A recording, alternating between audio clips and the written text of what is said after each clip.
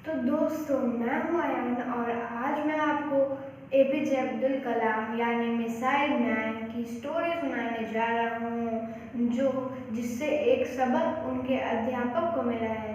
तो चलिए, उम्मीद करेंगे कि आपको स्टोरी पसंद आएगी। एपीजे अब्दुल कलाम का जन्म हुआ तमिलनाडु में रामेश्वरम में।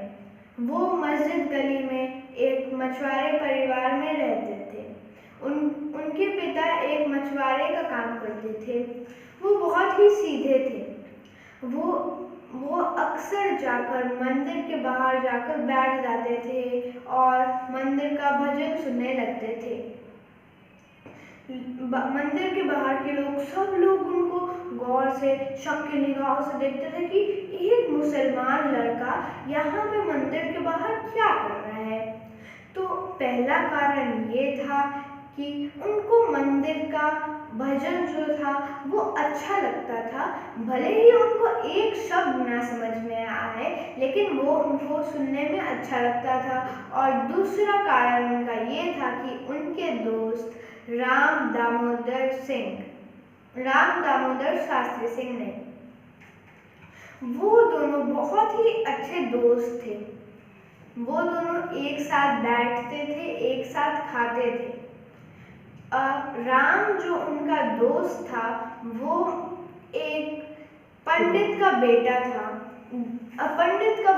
और बहुत ही बड़े पंडित थे वो, जबकि एपीजे अब्दुल कलाम एक साधारण मछुआरे के बेटे थे। दोनों एक साथ बैठते थे पहली बेंच में। जब वो 5वीं क्लास में पहुंचे, वो लोग फर्स्ट बेंच में बैठे हुए थे। एक न्यू टीचर आते हैं, नए अध्यापक जो आते हैं, वो बहुत ही स्ट्रिक्ट लग रहे थे, कड़क लग रहे थे। तो फिर वो अपनी हाथ में लाठी ऐसे ऐसे करके चल रहे थे।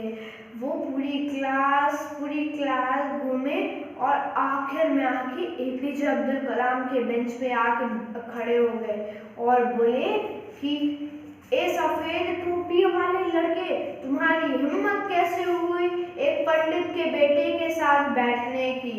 जाओ, जाके सबसे पीछे वाली बेंच में जाके बैठ जाओ, तुम्हारी जगह यहाँ पे नहीं है। एपीजे अब्दुल कलाम रोनी सूरत लेके अपनी कॉपी किताब उठा के पिछली बेंच पे चले गए। जब स्कूल खत्म हुआ, राम जी और एपीजे अब्दुल कलाम जी दोनों बहुत रोए और रोते रोते अपने घर चले गए। जब एपीजे अब्दुल कलाम रोनी सूरत लेके घर गए, उनके पिता ने उनसे पूछा कि बेटा, क्या तुम रोए थे? तो एपीजे अब्दुल कलाम और दुखी होकर बोले कि हाँ पिताजी, और सारी बात कह सुनाई। और वहीं पर राम ने भी अपने पिता को सारी बात कह सुनाई। अगले दिन जब एपीजे अब्दुल कलाम घर में बैठकर पढ़ रहे थे, तभी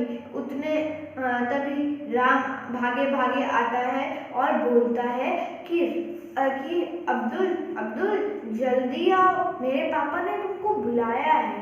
तो फिर एपीजे अब्दुल कलाम जी डर जाते हैं और सोचते हैं कि अब मुझे और डांट पड़ेगी, और रोनी सूरत लिए वो वापस चले जाते हैं उसके घर। जब वहाँ पे पहुँचते हैं, अपने नए टीचर को देख के तो उनकी जान ही निकल जाती है। वो इतना डर जाते हैं और सोचते हैं कि अब मुझे बहुत ज़्यादा डांट पड़ेगी। तो फिर जब वो वहाँ पे पहुँचते हैं, तो फिर राम के पिता की बात सुनकर वो हैरान ही हो जाते हैं। राम के पिता बोल रहे थे अध्यापक जी को अब्दुल कलाम जी से माफ़ी मांगने। अब्दुल कलाम जी तो हैरान ही हो गए और सोच में पड़ गए कि ये ऐसा क्यों बोल रहे हैं। तो फिर राम के पापा ने बोला कि आप एक शिक्षक होने के नाते आपको ये कर्तव्य बनता है कि आप किसी का धर्म देख के किसी को कुछ नहीं बोल सकते। आपको उसे क्लास की परफॉर्मेंस के ऊपर उसको बोलना चाहिए। अगर आप अभी इस स्कूल में नहीं पढ़ाएंगे, आप इस स्कूल स्कूल को छोड़ दी थी। तो फिर वो जाते हैं और एपीजे अब्दुल कलाम जी से बहुत माफ़ी मांगते हैं और बोलते हैं कि बेटा मेरे से गलती हो गई, अब से मैं ऐसा कभी नहीं करूँगा। राम के पिता को ये लगता है कि नहीं, ये इनको रियलाइज़ हो गया है अब कि मेरी गलती थी अभी, तो फिर अभी ऐसा नहीं करेंगे। तो फिर वो उनको विद्यालय में पढ़ाना जारी रखने कहते हैं और एपीजे अब्दुल कलाम जी खुशी खुशी अपने दोस्त के साथ पढ़ते हैं और लिखते हैं। तो इसी के साथ मेरी कहानी ख़त्म होती है।